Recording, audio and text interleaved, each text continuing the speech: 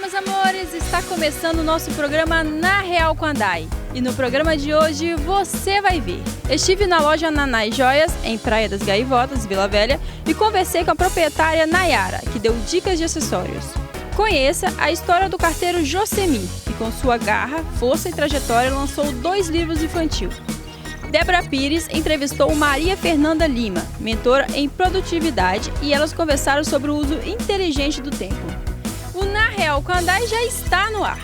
Na Real com a Dai, eu não consigo mais me desligar desse sorriso. Na Real com a Dai, é um programa atualizado no empreendedorismo. Na Real com a Dai, pra ficar fashion se arrumar no improviso. Se você assistir, vai se sentir viajando sem fazer turismo.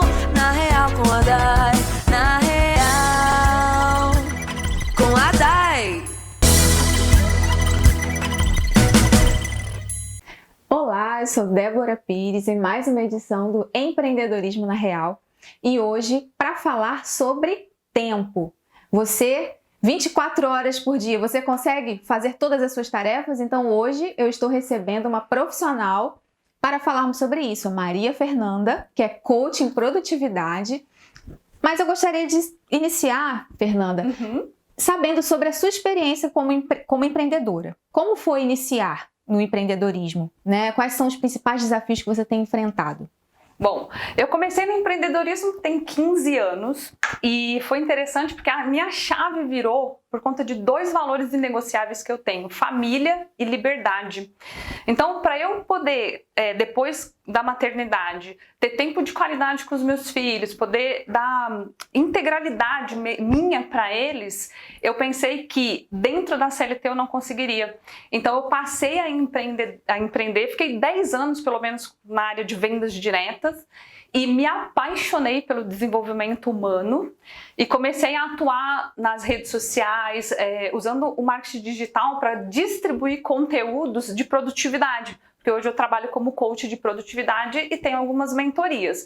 E como todos, o maior desafio ou os maiores desafios que eu tenho, que eu penso que foi o que me levou para a produtividade, é trabalhar as minhas prioridades de acordo com aquilo que é importante e alinhado com os meus objetivos e me manter focada, sem me distrair, sem procrastinar. Eu penso que isso não é só sobre mim. Talvez vocês tenham aí uma ou 2 ou todos esses desafios aí como empreendedor. Muito legal. E empreender e ser mãe realmente é necessário ter a gestão do tempo muito bem alinhada. Sim. Então, falando sobre isso, quais são os principais fatores, Fernanda, que nos levam a não utilizar o tempo de forma inteligente?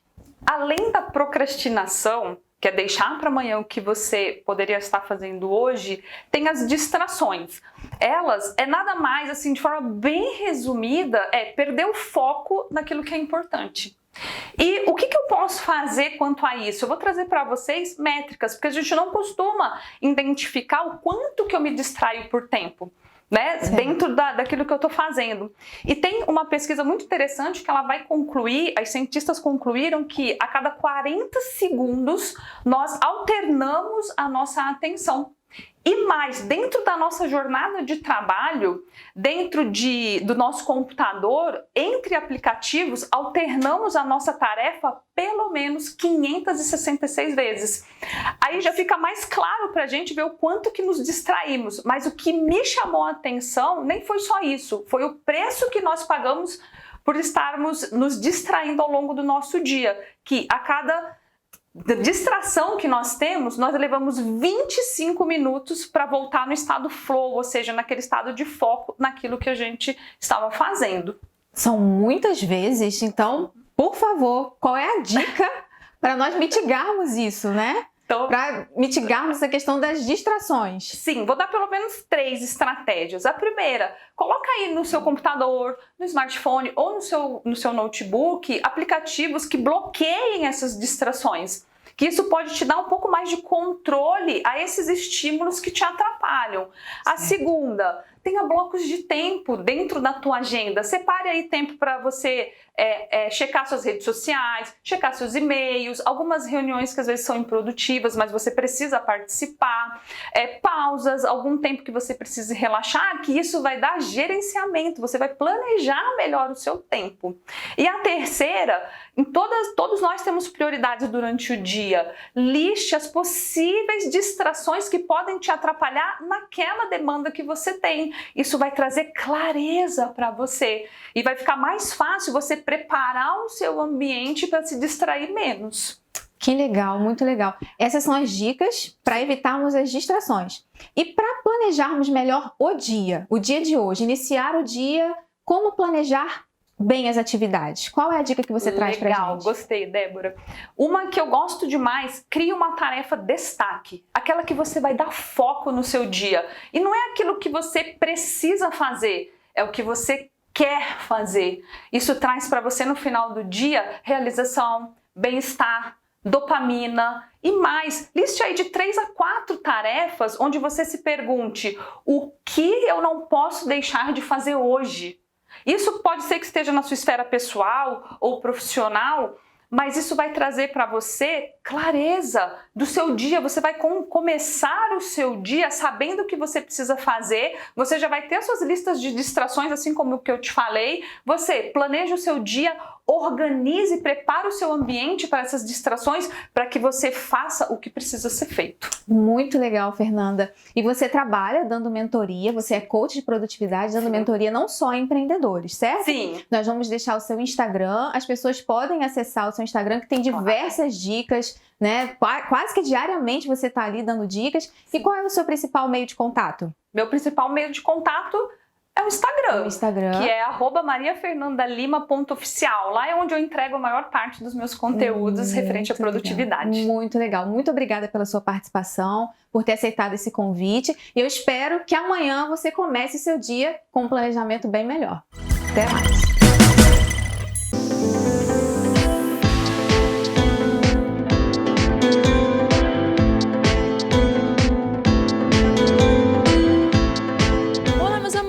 Estou aqui na Praia das Gaivotas, em Vila Velha, na loja Nanai, onde vamos conversar com a Nayara.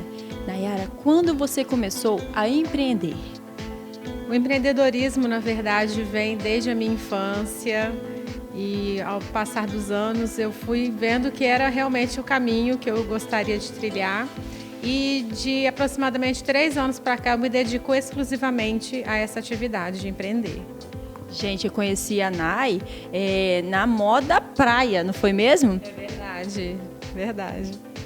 Qual a importância de usar acessórios? Porque a Nay está cheia de acessórios. Confesso que eu tenho, não é medo, medo de arriscar nos acessórios glamourosos, assim. Na verdade, é algo muito particular de cada pessoa. Depende da utilização, do desejo de imagem que cada pessoa quer transmitir. Então, nós temos várias opções, desde as mais delicadas até peças mais robustas. E para a Dayana não poderia deixar de ser diferente, né? Uma peça bem glamurosa, bem estilosa, para poder trazer no acessório o reflexo daquilo que é a personalidade dela. Tem algum protocolo na hora do atendimento? Então, nós fazemos primeiramente uma triagem com algumas perguntas com a cliente para saber, Day, qual é o desejo de utilização do acessório, se é para o ambiente de trabalho, para um fim de semana, uma ocasião mais casual. E de acordo com a necessidade da cliente, nós fazemos as indicações. Agora vamos falar de tendências? Vamos! O que está em alta? Olha, super em alta, mix de colares, pedraria, muitas cores, principalmente agora no verão. Então as coleções estão cada vez mais ricas em cores, traduzindo para o universo dos acessórios aquilo que tem na natureza, o design dos animais, das flores, dos bichos. Quais são os tipos de produto que você trabalha na loja? Além das semijoias, pratas? Então, hoje nós temos a linha de joias em prata, joias com acabamento em ouro 18 quilates. Nós temos as semijoias e também agora com os acessórios. Moda praia, moda casual, bolsas, enfim, tem várias opções. Final de ano chegando e é claro que vamos dar dicas de presente para o final de ano. Com certeza, aqui na Nanai Joias você encontra desde os porta-joias, que são os locais apropriados para você guardar as suas joias, as suas semijoias, assim como também opções de conjuntinhos que são sucesso no fim de ano, super tendência também, essas pedrarias coloridas, brincos mais delicados, peças com design também bem atual, bem moderno, peças contemporâneas. Maravilhoso. É uma orquídea que tem zircônias cravejadas e um detalhe central em pedra de água marinha. Maravilhoso. Muito rico.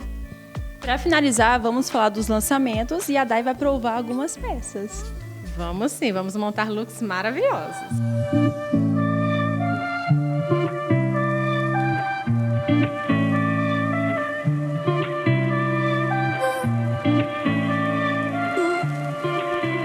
Agora, para as festividades de fim de ano, nada melhor do que você usar aquele acessório maravilhoso. E na Nanai Joias você encontra nos nossos lançamentos opções em pedraria, anéis, pulseiras, brincos, aquele conjuntinho maravilhoso que combina, que valoriza com a sua ocasião especial. Outro look que nós indicamos aqui para a Dai, maravilhosa, seguindo as tendências que estão super em alta agora no verão 2021. Essa linha Rainbow, que é uma linha cheia de cores, bem maravilhosa, com essa pedraria, detalhes em cristais, zircônias coloridas. Gente, é uma linha maravilhosa, verdadeiras joias, seguindo aqui também o detalhe na pulseira de resina pintada à mão, com detalhes também em pedrarias, zircônias cravejadas, essa bolsa maravilhosa em material natural também, cheia de cores, muito glamour para esse fim de ano ser inesquecível.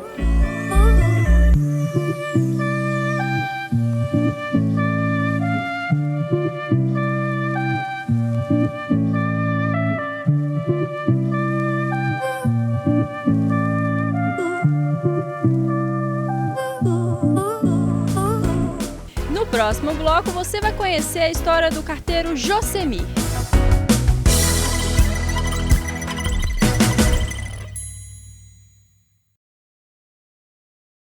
Na Real com a Dai. Olá, meus amores, estou aqui no bairro Nova Palestina, nesse deck maravilhoso. Do meu lado está o Josemir, que é um carteiro que já trabalha há muitos anos aqui no bairro da Nova Palestina. E por ter bastante conhecimento, ele lançou 2 livros. Bem-vindo, Josemir. Boa tarde. Boa tarde, Josemir. Fala um pouquinho desse livro. Qual foi o primeiro livro? Quando lançou? Então, na minha atuação aqui em São Pedro, que foi o primeiro bairro que eu comecei a trabalhar, e logo no começo eu tive várias dificuldades para poder desenvolver o trabalho, porque nas ruas a gente tinha dificuldade por conta dos cachorros, que todo mundo sabe, né? As ruas muitas das vezes não tinham o número da casa, você não tinha logrador, então todos esses problemas dificultavam o nosso trabalho na rua. E aí, pensando nisso, eu tive a ideia de escrever um livro para poder abordar a questão da educação postal. Esse aqui foi meu primeiro livro, Cartas ao Papai Noel. Esse livro ele tem como objetivo promover uma educação postal, que a gente percebeu que era uma necessidade, que muitas pessoas quando mandam uma correspondência, né, ou quando estão preenchendo o cadastro na compra de algum objeto, elas sempre se esquecem de alguma informação, seja um número, o CEP, então isso dificulta o trabalho no carteiro, né, para poder fazer as entregas. Então esse primeiro livro aqui ele foi lançado em 2016, né? Cartas ao Papai Noel. E Cartas ao Papai Noel porque uma criança de 9 anos me parou na rua e perguntou se eu iria passar na casa do Papai Noel. Eu fiquei muito surpreso porque uma criança de 9 anos, ainda mais uma criança na situação que ele estava, né? Acreditar em Papai Noel. Então eu perguntei a ele se ele tinha enviado as cartas do Papai Noel. Ele falou que ele tinha mandado a carta do Papai Noel e tinha pedido uma bola, uma bicicleta e uma muda de roupa. E ele tinha 2 irmãs. E quando eu perguntei a ele o que as irmãs deles haviam pedido, ele colocou que elas também tinham pedido a mesma coisa, a bicicleta, uma bola e uma muda de roupa. E eu olhei para ele e falei assim, mas é muita coisa para Papai Noel, né? Papai Noel não tem dinheiro para poder comprar tudo isso. E ele ficou olhando para mim surpreso e ele disse, mas carteiro, Papai Noel não tem uma fábrica de brinquedos? Então naquele momento essa criança me quebrou, porque na situação que ele estava, né? Como que ele conseguia acreditar ainda Papai Noel, manter ainda aquela pureza, né? E depois eu encontrei essa criança numa outra situação muito difícil, né? E como eu tive uma boa relação com as crianças, com moradores aqui do bairro, que eu fiz amizade, tenho grandes amigos aqui, eu pensei nesse livro pensando em mudar a realidade. Já que eu não posso mudar a situação daquela criança, a situação da comunidade, eu apostei no livro, porque eu acredito na educação, acredito na leitura, porque a educação é o caminho para a transformação social, é o caminho para a transformação das pessoas. E calma que não acaba por aí. Do primeiro livro veio o segundo, que o segundo também tem uma história muito importante. Esse segundo livro aqui é uma continuação do primeiro livro, Tem Cartas para Mim. Tem cartas para mim porque quando o carteiro chega na comunidade, a primeira coisa que as pessoas perguntam, carteiro, tem carta para mim, né? Então, por isso o nome do título. Agora, aqui tem uma curiosidade nesse livro, que nesse livro aqui a senhorinha ela não estava recebendo as suas correspondências e ela achava que a culpa era do carteiro.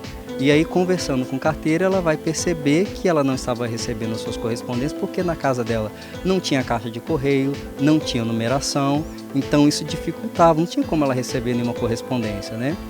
E a curiosidade desse livro é que nós pensamos em homenagear a professora que deu aula na primeira escola daqui de São Pedro, né? Que é a professora Graça. E colocamos o nome da rua, deixa eu mostrar para vocês aqui, Grito do Povo, é o nome da placa da rua, Grito do Povo.